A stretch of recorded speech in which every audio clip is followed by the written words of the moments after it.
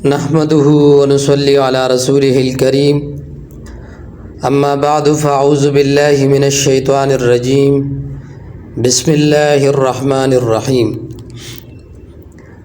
اپنی جائز حاجات اور مرادوں کے حصول کے لیے اللہ کی طرف رجوع کرے، فرائض کی پابندی کرے، گناہوں سے بچے اور کثرت سے توبہ اور استغفار کرے، اور اس کے ساتھ ساتھ یہ وظیفہ کرے، انشاءاللہ العزیز اللہ رب العزت تمام جائز حاجات اور مرادیں پوری کرے گا۔ وظیفہ کیا ہے؟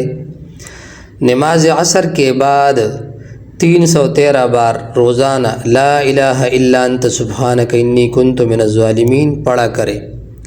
اول و آخر میں 3 مرتبہ درود پاک پڑھے اور درمیان میں 313 بار لا الہ الا انت سبحانک انی کنت من الظالمین پڑھا کرے۔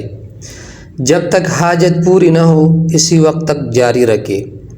یہ وظیفہ مسنون بھی ہے اور انتہائی بابرکت اور پرتاثیر وظیفہ ہے۔